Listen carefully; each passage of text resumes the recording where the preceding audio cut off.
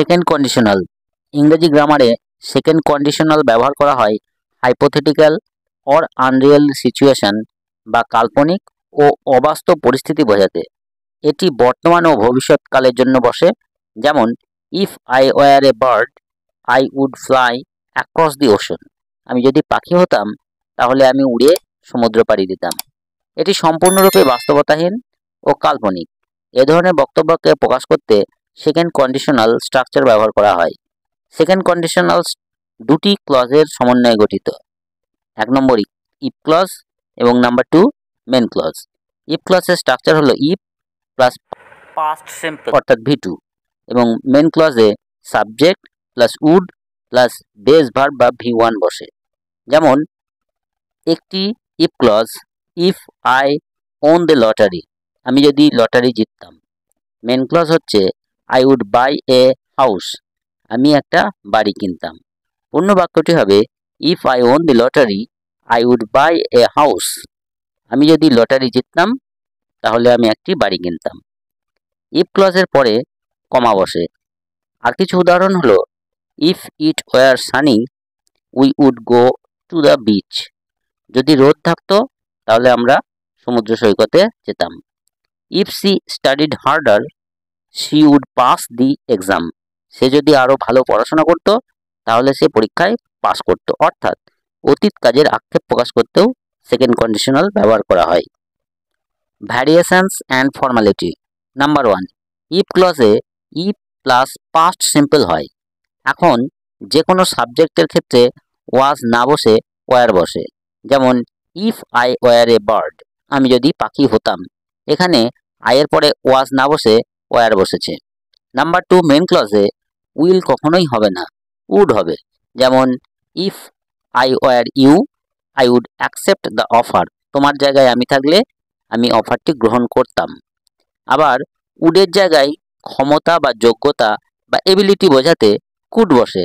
যেমন, if I had more time I could learn a new language, আমার যদি আরও সময় থাকতো আমি একটা নতুন ভাষা শিখতাম। আবার পসিবিলিটি বা সম্ভাবনা প্রকাশ করতে মাইট বসে। যেমন, if it stopped raining we might go out, যদি বৃষ্টিটা থামতো তাহলে আমরা বাইরে যেতে পারতাম।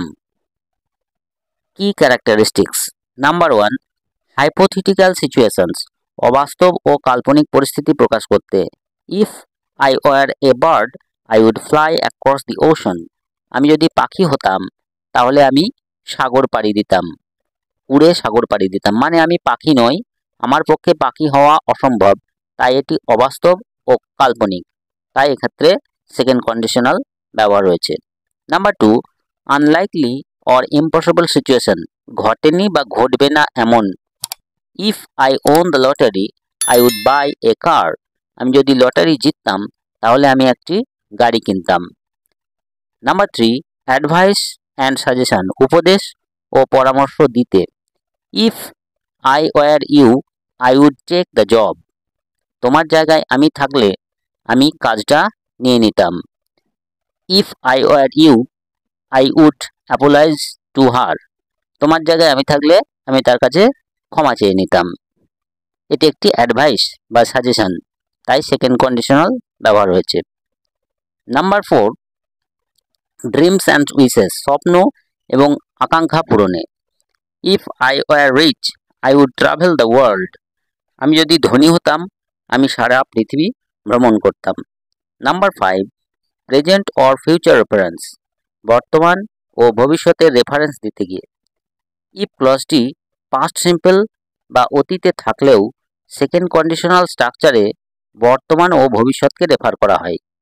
If I knew his phone number I would call him, আমি যদি তার ফোন নম্বরটা জানতাম তাহলে আমি তাকে কল করতাম। মানে আমি তার ফোন নম্বর বর্তমানে জানি না, তাই এখন বা পরে তাকে কল করতে পারবো না।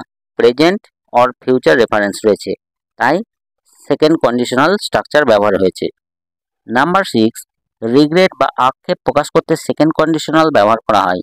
যেমন, if I were better at math I would become an engineer, আমি যদি অঙ্কে আরও ভালো হতাম তাহলে আমি একজন ইঞ্জিনিয়ার হতাম। ইঞ্জিনিয়ার না হতে পারার আক্ষেপ প্রকাশ করেছে second conditional structure. Number 7, different scenarios, আলাদা রকম পরিস্থিতি প্রকাশে। If they lived closer we would visit them more often, তারা যদি আরও কাছে থাকতো বা বসবাস করত, আমি প্রায়শই তাহলে তাদের সাথে দেখা করতে যেতাম। কমন মিস্টেক্স, সাধারণ কিছু ভুল সেকেন্ড কন্ডিশনাল ব্যবহারের ক্ষেত্রে।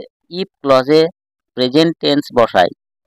If I have enough money I would buy a car, যদি আমার যথেষ্ট পরিমাণ টাকা থাকতো তাহলে আমি একটি গাড়ি কিনতাম।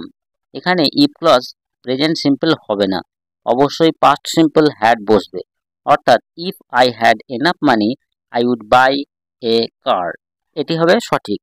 আবার কখনো কখনো আমরা সেকেন্ড কন্ডিশনালের সাথে ফার্স্ট কন্ডিশনাল মিশিয়ে ফেলি, অর্থাৎ মেন ক্লজটি উডের পরিবর্তে উইল বসিয়ে ফেলি। যেমন ইফ আই হ্যাড টাইম, আমার যদি সময় থাকতো, I will go to the gym, আমি জিমে যেতাম।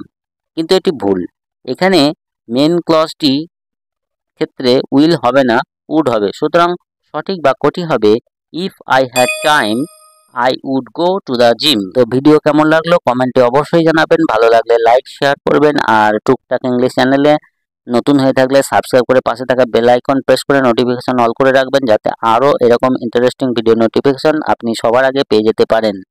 ধন্যবাদ।